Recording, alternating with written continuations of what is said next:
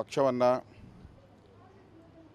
ಇಡೀ ರಾಜ್ಯದಲ್ಲಿ ಇನ್ನಷ್ಟು ಬಲವಾಗಿ ಕಟ್ಟುವಂಥ ಒಂದು ಕಾಯಕದಿಂದ ನಾನು ವಿಜಯೇಂದ್ರ ಅವರು ಇಡೀ ರಾಜ್ಯದಲ್ಲೇ ಪ್ರವಾಸ ಮಾಡ್ತಾಯಿದ್ದೀರಿ.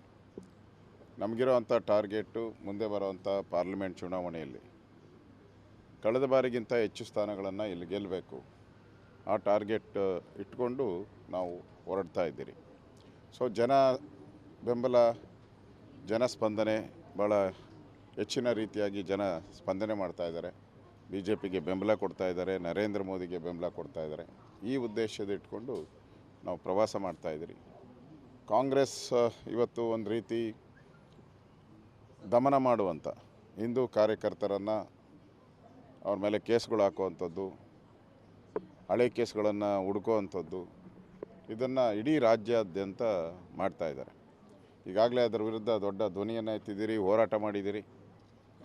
ಈ ಒಂದು ಗೊಡ್ಡು ಬೆದರಿಕೆಗಳಿಗೆ, ಕಾಂಗ್ರೆಸ್ಸಿನ ಈ ಗೊಡ್ಡು ಬೆದರಿಕೆಗೆ ನಾವು ನಮ್ಮ ಕಾರ್ಯಕರ್ತರು ಇವೆಲ್ಲವನ್ನು ನೋಡಿ ಬಂದಿದ್ದೀರಿ. ನಾವು ಹಿಂದೆ ಈ ದೇಶದ ಮೇಲೆ ಎಮರ್ಜೆನ್ಸಿ ಹಾಕಿದಾಗ ಕೂಡ ಲಕ್ಷಾಂತರ ಜನ ನಾವು ಜೈಲಿಗೆ ಹೋಗಿದ್ದೀರಿ ನಾವು. ಅದರಿಂದ ಕಾಂಗ್ರೆಸ್ ಒಂದು ರೀತಿ ಪಾರ್ಲಿಮೆಂಟ್ ಚುನಾವಣೆಯಲ್ಲಿ ಈಗ ಬಂದಿರೋ ಎಲ್ಲ ಸರ್ವೆಯಲ್ಲಿ ಕಾಂಗ್ರೆಸ್ಗೆ 4ರಿಂದ 5 ಸ್ಥಾನ ತೋರಿಸ್ತಾ ಇದ್ದಾರೆ. ಅದರಿಂದ ಅವರಿಗೆ ಒಂದು ರೀತಿ ಭಯಭೀತಿ ಅಂದಿದೆ. ಎಲ್ಲಿ ಮತ್ತೆ ಕರ್ನಾಟಕದಲ್ಲಿ 28ಕ್ಕೆ 28 ಸ್ಥಾನಗಳನ್ನು ಬಿ ಜೆ ಪಿ ಗೆದ್ದರೆ ಸರ್ಕಾರ ಉಳಿಯುತ್ತೋ ಹೋಗುತ್ತೋ ಅನ್ನೋ ಒಂದು ಭಯದಲ್ಲಿ ಅವರು ಕಾರ್ಯಕರ್ತರಿಗೆ ಕಿರುಕುಳ ಕೊಡುವಂಥ ಒಂದು ಕೆಲಸವನ್ನು ಮಾಡ್ತಾಯಿದ್ದಾರೆ. ಹರಿಪ್ರಸಾದ್ಗೆ ಫಸ್ಟು ಕಾಮನ್ ಸೆನ್ಸ್ ಇಲ್ಲದಂಥ ವ್ಯಕ್ತಿ ಹರಿಪ್ರಸಾದ್. ಗೋಧ್ರಾ ಘಟನೆ ಆಗುತ್ತೆ ಅಂತ ಹೇಳಿದ್ರೆ ಒಬ್ಬ ಜವಾಬ್ದಾರಿಯುತ ಸ್ಥಾನದಲ್ಲಿರ್ತಕ್ಕಂಥ ವ್ಯಕ್ತಿ, MLC ಆಗಿದ್ದರು, ವಿರೋಧ ಪಕ್ಷದ ನಾಯಕ ಆಗಿದ್ದರು. ಈ ಥರ ಹೇಳಿಕೆಗಳನ್ನು ಕೊಡೋ ಮುಖಾಂತರ ಅವ್ರಿಗೇನಿದೆ ಅಂತ ಹೇಳಿದ್ರೆ ಅಯೋಧ್ಯೆಯ ಮಂದಿರ ಉದ್ಘಾಟನೆ ಆಗ್ತಾ ಇದೆಯಲ್ಲ, ಆ ಮಂದಿರ ಉದ್ಘಾಟನೆಗೆ ಇವ್ರಿಗೆ ಯಾರಿಗೂ ಇಷ್ಟ ಇಲ್ಲ. ಯಾಕಂದರೆ ಹಿಂದೆ ಅಯೋಧ್ಯೆ ಕೇಸ್ ಬಂದಾಗ ಕೋರ್ಟಲ್ಲಿ, ಸುಪ್ರೀಂ ಕೋರ್ಟಲ್ಲಿ ವಿರುದ್ಧವಾದಂಥ ಅಫಿಡವಿಟ್ ಹಾಕಿದರು ಇವರು. ಕಾಂಗ್ರೆಸ್ ಪ್ರೇರಿತವಾದಂಥ ಲಾಯರ್ಸ್ಗಳು ಅಲ್ಲಿ ವಾದ ಮಾಡ್ತಾಯಿದ್ರು. ಆಗ ರಾಮನ ಅಸ್ತಿತ್ವವನ್ನೇ ಪ್ರಶ್ನೆ ಮಾಡಿದರು. ರಾಮನ ಡೇಟ್ ಆಫ್ ಬರ್ತ್ ಕೇಳದಂಥ ವ್ಯಕ್ತಿಗಳು ಕಾಂಗ್ರೆಸ್ ಅವರು. ಅದೃಷ್ಟ ಈಗ ಅವ್ರಿಗೇನು ಅನಿಸಿದೆ, ಎಲ್ಲ ಕಡೆ ರಾಮ ರಾಮ ರಾಮ ಅಂತಾಗಿದೆ. ದಿನ ಮಾಧ್ಯಮದಲ್ಲೂ ಕೂಡ ರಾಮನೇ ಬರ್ತಾ ಇದ್ದಾನೆ, ಎಲ್ಲ ಕಡೆಯೂ ರಾಮ ರಾಮ ಅಂತ ಆಗ್ತಾ ಇರೋದ್ರಿಂದ ಅವ್ರಿಗೊಂಥರ ಭಯ ಸೃಷ್ಟಿಯಾಗಿದೆ. ನಮ್ಮ ಸರ್ಕಾರ ಬಿದ್ದೋಗ್ಬಿಡುತ್ತೆ ಅನ್ನೋ ಭಯದಿಂದ ಅವರು ಹರಿಪ್ರಸಾದ್ ಅಂತವರು, ಆಮೇಲೆ ಅವರ ಸಿದ್ದರಾಮಯ್ಯನವರ ಮಗ ಯತೀಂದ್ರ ಸಿದ್ದರಾಮಯ್ಯನವರು ಮತ್ತು ಸಿದ್ದರಾಮಯ್ಯನವರು ಇವರೆಲ್ಲರೂ ಕೂಡ ಹೇಳಿಕೆಗಳನ್ನು ಕೊಡ್ತಾ ಇದ್ದಾರೆ. ಅಂದರೆ ರಾಮ ಮಂದಿರಕ್ಕೆ ಈ ಒಂದು ವಿಜೃಂಭಣಾ ಸಂದರ್ಭದಲ್ಲಿ ಕಂಟಕ ಉಂಟು ಮಾಡಬೇಕು, ಅದು ಯಶಸ್ವಿಯಾಗಿ ನಡಿಬಾರ್ದು ಅನ್ನೋದು ಒಂದು ಉದ್ದೇಶ ಇಟ್ಕೊಂಡು ಮಾಡ್ತಾಯಿದ್ದಾರೆ ಅನ್ಸುತ್ತೆ. ಅವ್ರಿಗೇನಾನ ಆ ಥರ ಮಾಹಿತಿ ಇದ್ದರೆ ಅವರು ಪೊಲೀಸ್ ಕಂಪ್ಲೇಂಟ್ ಕೊಡ್ಬೋದು. ಅವ್ರದ್ದೇ ಸರ್ಕಾರ ಇದೆ, ಯಾರು ಮಾಡಿದ್ದಾರೆ ಅವ್ರ ಮೇಲೆ ಕ್ರಮ ತೆಗೆದುಕೊಳ್ತದೆ. ಹರಿಪ್ರಸಾದ್ನೂ ಕರೆದು ಅವ್ರು ನೋಟಿಸ್ ಕೊಟ್ಟು ಪೊಲೀಸ್ ಸ್ಟೇಷನಾಗ ಒಂದು 2 ದಿನ ಕೂತಿರ್ಸ್ಬೇಕು ಅವ್ರನ್ನ. ಎಲ್ಲಿಂದ ಎಲ್ಲಿ ಯಾವ ಟ್ರೈನಲ್ಲಿ ಬಾಂಬ್ ಇಟ್ಟಿದ್ದಾರೆ ಎಲ್ಲ ಹೇಳ್ಬೇಕು. ಗೊತ್ತಿದೆ ಅಂತ ಏನೋ ಹೇಳಿದಾರಲ್ಲ ಅವರು, ಹೇಳ್ಬೇಕು. ಅದನ್ನು ಬಿಟ್ಬಿಟ್ಟು ಸುಮ್ಮನೆ ಗಾಳಿಯಲ್ಲಿ ಗುಂಡು ಹೊಡೆದ್ರೆ ಅದಕ್ಕೇನು ಬೆಲೆ ಇರಲ್ಲ. ಅದರಿಂದ ಕಾಂಗ್ರೆಸ್ಗೆ ಈ ರಾಮ ಮಂದಿರದ ಭೀತಿ ಅವ್ರಿಗೆ ಕಾಡ್ತಾ ಇದೆ. ಅದರಿಂದ ಈ ಥರದ ಒಂದು ಹೇಳಿಕೆಯನ್ನು ಕೊಡ್ತಾ ಇದ್ದಾರೆ. ಅದರಿಂದ ಅದೇ ರೀತಿ ಮುಸಲ್ಮಾನರನ್ನು ಓಲೈಸುವಂಥ, ಅಲ್ಪಸಂಖ್ಯಾತರನ್ನು ಓಲೈಸುವಂಥ ಒಂದು ಪ್ರಕ್ರಿಯೆಯೂ ನಡೀತಾ ಇದೆ.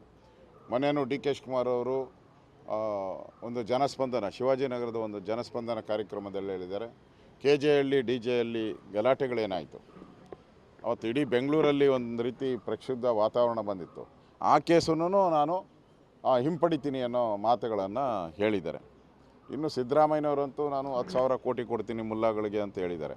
ಇವೆಲ್ಲ ನೋಡ್ತಾ ಇದ್ದರೆ ಹಿಂದೂ ಮುಸ್ಲಿಮರನ್ನು ಒಡೆದು ಆಳುವಂಥ ಕಾಂಗ್ರೆಸ್ಸಿನ ಏನು DNA ಬಂದುಬಿಟ್ಟಿದೆ. ಅದು ಅವ್ರ ರಕ್ತಗತವಾಗಿ ಬಂದುಬಿಟ್ಟಿದೆ ಒಡೆದಾಳುವಂಥದ್ದು. ಯಾಕಂದರೆ ಅವರ ಅಧ್ಯಕ್ಷ ಬ್ರಿಟಿಷರು, ಮೊದಲ ಅಧ್ಯಕ್ಷ ಹುಮ್ ಅವರು ಮೊದಲ ಅಧ್ಯಕ್ಷರು, ಅವರು ಬ್ರಿಟಿಷರು ಇದನ್ನೇ ಹೇಳ್ಕೊಟ್ಟಿರೋದು. ಅದೇ ಪಾಠನ ಕಾಂಗ್ರೆಸ್ ಅವರು ಮಾಡ್ತಾಯಿದ್ದಾರೆ.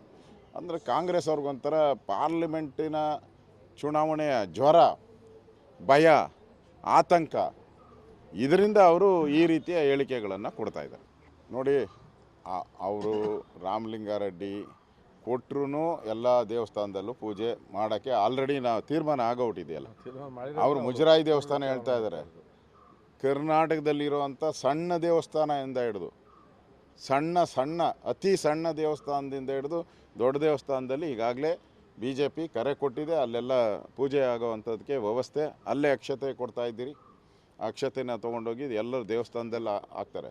ಸಿದ್ದರಾಮಯ್ಯನವ್ರು ಏನು ಹೇಳಿದ್ದಾರೆ, ವಿರೋಧ ಪಕ್ಷದ ನಾಯಕರಾಗಿದ್ದಾಗ ಅಯೋಧ್ಯೆ ರಾಮ ಮಂದಿರಕ್ಕೆ ಹಣ ಕೇಳಕ್ಕೆ ಹೋದಾಗ ಅವ್ರೇನು ಹೇಳಿದ್ದಾರೆ, ನಾನು ಕೊಡಲ್ಲ, ಇದು ವಿವಾದಿತ ಸ್ಥಳ, ರಾಮ ಮಂದಿರಕ್ಕೆ ಹಣ ನಾನು ಕೊಡಲ್ಲ ಅಂತ ಹೇಳಿದ್ದಾರೆ. ಪತ್ರಕರ್ತರು ಕೇಳಿದ್ದಾರೆ, ಈಗಾಗಲೇ ಸುಪ್ರೀಂ ಕೋರ್ಟ್ ತೀರ್ಪು ಕೊಟ್ಬಿಟ್ಟಿದೆ, ಅದು ರಾಮ ಮಂದಿರ ಅಂಥೇಳಿ. ಹಾಗಾದರೆ ಸುಪ್ರೀಂ ಕೋರ್ಟ್ ತೀರ್ಪನ್ನು ನೀವು ಉಲ್ಲಂಘಿಸ್ತೀರಾ ಅಂದರೆ, ನೋಡ್ರಿ ಏನೇ ಇದ್ರೂ ನನಗಿಷ್ಟ ಇಲ್ಲ, ಅದು ಡಿಸ್ಪ್ಯೂಟೆಡ್ ಲ್ಯಾಂಡ್ ಅಂತ ಹೇಳಿದ್ದಾರೆ. ಅವತ್ತು ಹೇಳಿದ್ದಾರೆ, ಇವತ್ತು ಹೇಳಿದ್ದಾರೆ. ಆದ್ದರಿಂದ ಏಕಾಏಕಿ ಅವ್ರಿಗೆ ಪೂಜೆ ಮಾಡಬೇಕು ಅಂತ ಏನು ಒಳ್ಳೆ ಬುದ್ಧಿ ಹೆಂಗೆ ಬಂತು ಅಂತ ನನಗೂ ಅರ್ಥ ಆಗ್ತಾ ಇದೆ. ಅಲ್ಲಿ ಯಾರು ಪ್ರಾಣ ಪ್ರತಿಷ್ಠೆಗೆ ಹೋಗಬೇಕು ಅನ್ನೋದು ಈಗಾಗಲೇ ತೀರ್ಮಾನ ಆಗಿ ಎಲ್ಲರಿಗೂ ಇನ್ವಿಟೇಷನ್ಸನ್ನು ಹೋಗಿದೆ. ಅಲ್ಲಿನ ಉತ್ತರ ಪ್ರದೇಶದ ಮುಖ್ಯಮಂತ್ರಿ, ರಾಜ್ಯಪಾಲರು ಅಲ್ಲಿಗೆ ಸಂಬಂಧಪಟ್ಟಿದ್ದು ಕೊಟ್ಟಿದೆ. ಯಾವುದೇ ಮುಖ್ಯಮಂತ್ರಿಗೆ ಏನು ಕೊಟ್ಟಿಲ್ಲ. ಮುಖ್ಯಮಂತ್ರಿಗೆ ಕೊಟ್ಟಿಲ್ಲ ಅಂದಮೇಲೆ ಉಪಮುಖ್ಯಮಂತ್ರಿಗೆ ಎಲ್ಲಿ ಕೊಡೋಕ್ಕೆ ಬರ್ತೈತೆ? ಉಪಮಂತ್ರಿಗೆ ಕೊಡೋ ಪ್ರಶ್ನೆನೇ ಬರಲ್ಲ. ಯಾರು ಕೊಟ್ಟಿದ್ದಾರೋ ಅವರು ಹೋಗೋವಂಥದ್ದು ಈಗ ಪದ್ಧತಿ ಇದೆ.